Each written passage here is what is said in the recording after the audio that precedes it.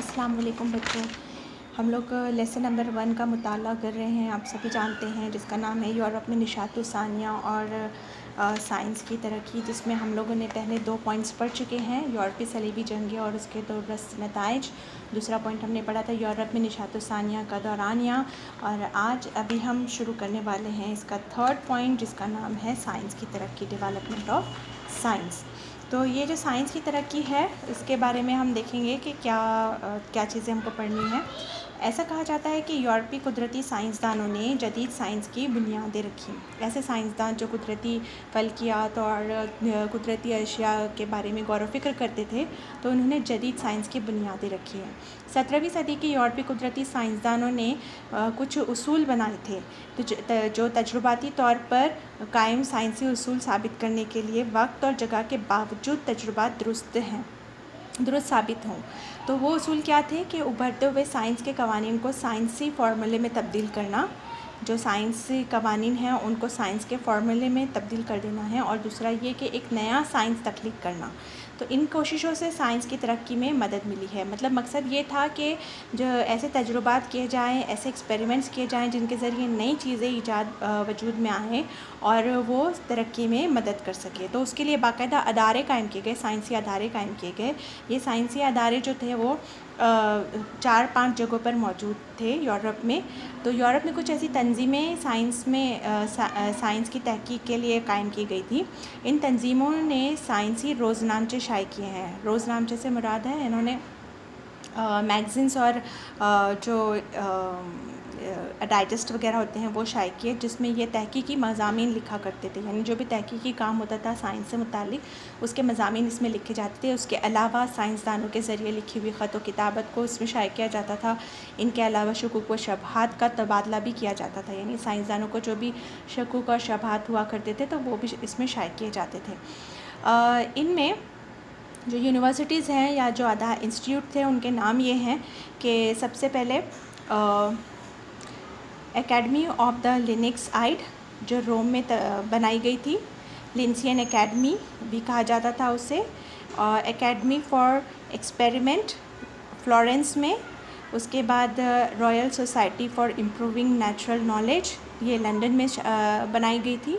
और French academy of science, ये France में बनाई गई थी। तो ये ऐसे अहम अदारे थे जहाँ पर साइंसी तहकीकात का अमल किया जा रहा था और जिससे तरक्की में और ज़्यादा तेज़ी मिले। उसके बाद चौथा पॉइंट जो हम पढ़ने वाले हैं उसका नाम है मुख्तलिफ़ शोबों में साइंसी इजादात। तो जो ये साइंसी तरक्की हो रही थी, साइंसी तहकीकात की जा रही थी, तो मुख्तलिफ़ शोबों के अंदर जो हैं साइंसी इजादात की गई ताकि जो तरक्की है वो और ज़्यादा तेज़ी से हो सके। तो इस दौर में मुख्तलिफ़ आलात जैसे कंपस जो सिमतें बताता है, दूरबीन दूर की अशिया देखने के लिए इस्तेमाल की जाती जिसको टेलीस्कोप कहते हैं, थर्मामीटर और बैरोमीटर ईजाद किए गए थे। खुर्दबीन ईजाद हुई थी जिसको हम माइक्रोस्कोप कहते हैं, जिसके ज़रिए हम जो माइक्रो ऑर्गेन्स होते हैं, लाइक या माइक्रो चीज़ें होती हैं, माइक्रो इंसेक्ट्स होते हैं या माइक्रो बैक्टीरियाज़ होते हैं, उनका मुताला कर सकते हैं, उनको देख सकते हैं। तो इस दौर में माइक्रो हयातियात की मुख्तलिफ़ अक़साम का मुशाहिदा करना आसान बना दिया गया। रॉबर्ट बॉयल एक कीमियादान थे। उनकी दरियाफ्त गैस के मुतालिक थी। उन्होंने ये पता लगाया कि गैस का मुतलिक दबाव और हजम तनासब होता है और इस दरियाफ्त के लिए इन्हें जाना जाता है। उन्होंने गैस पर मज़ीद तहकीकें की जिसके और लोगों के अंदर इससे मुतालिक और दिलचस्पी पैदा हुई, जिसके ज़रिए हाइड्रोजन, नाइट्रोजन, ऑक्सीजन वगैरह के बारे में मालूमात मिली। इल्म तबैयात यानी कि फ़िज़िक्स के शोबे में गर्मी और आवाज़ के मुख्तलिफ़ पहलू की तहकीक पर ज़्यादा तवज्जो दी गई। और उसके बाद इल्म हैवानात में, जिसे हम ज़ूलॉजी कहते हैं, वहाँ पर एक तरीक़ेकार इस्तेमाल किया जाने लगा जिसे दर्जाबंदी कहा जाता है, जिसे जानवरों की दर्जाबंदी के लिए तैयार किया गया। बेंजामिन फ्रैंकलिन एक ऐसे तहकीक करने वाले शख्स थे या साइंसदान थे जिन्होंने बिजली और बिजली से मुतालिक पहलुओं पर रोशनी डाली है। इसलिए उन्हें बहुत सी तकनीकी इस्तिलाहात उन्होंने वज़ा की हैं जो आज भी बरकी साइंस में इस्तेमाल होती हैं। तो इसके अलावा कपड़ों की सनत में जो साइंसी इजादात की वजह से जो मशीनें तैयार हुई हैं उनके बारे में मालूमात हासिल करेंगे कपड़ों की सनत, जिसे टेक्सटाइल इंडस्ट्री कहा जाता है, इंग्लैंड में ऊन की बनाई कपड़े की सनत में एक बहुत पुरानी घरेलू सनत थी। यानी इंग्लैंड में ये बहुत पहले से ही रिवाज था, कपड़े बनाने का काम बहुत पहले से हुआ करता था। 1738 में जॉन के ने फ्लाइंग शटल नाम की एक मशीन तैयार की जिस पर कपड़े बुनने का काम किया जाता था। उसके बाद जेम्स हारग्रीव्स ने इंग्लिस्तान में कताई जीनी, जिसको स्पिनिंग जीनी कहते हैं, वो मशीन तैयार की।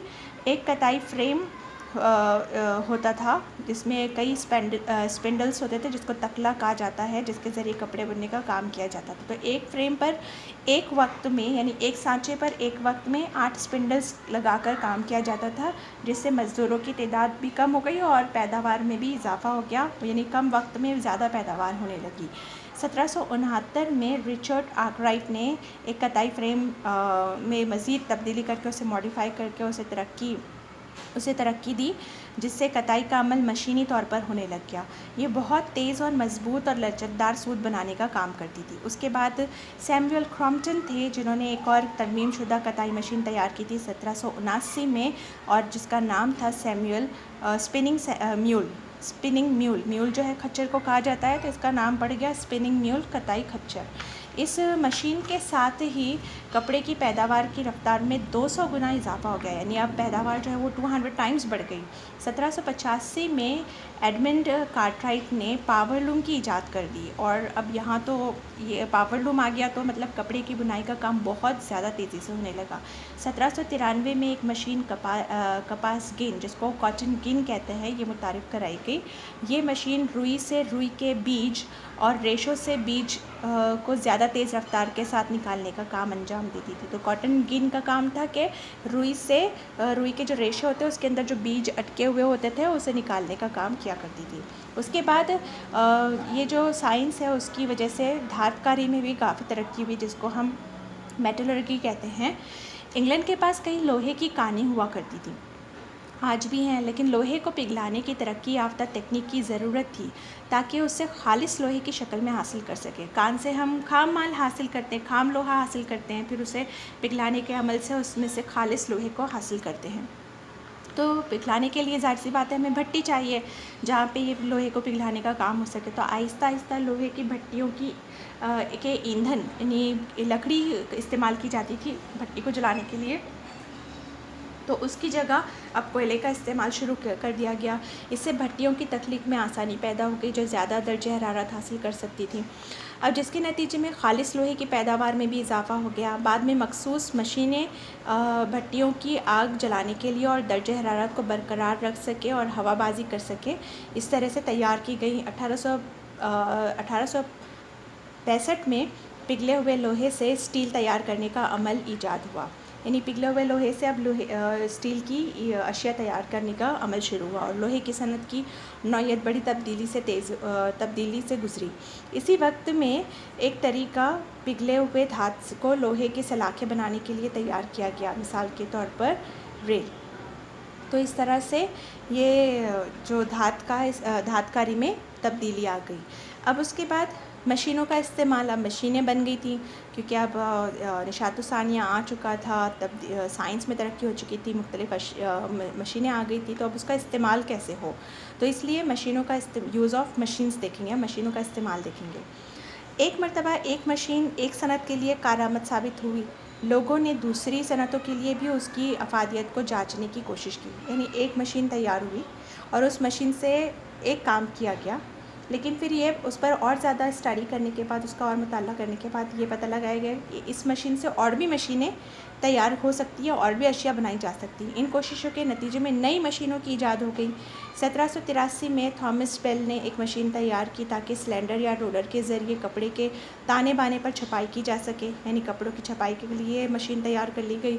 1809 तक एक मशीन आ गई जिसके ज़रिए जूतों के तलवे और हील्स को चिपकाने के लिए इस्तेमाल किया जाता था। सिलाई मशीनें तैयार की गई। जेम्स वाट ने भाप का इंजन ईजाद कर दिया। शुरू में ये इंजन सिर्फ कोयले की और लोहे की नकलो अमल और सुरंगों से बाहर सामान को ले जाने के लिए इस्तेमाल किया जाता था। बाद में भाप से चलने वाली मशीनरी कपड़े के बुनने की सनत में भी इस्तेमाल होने लगी।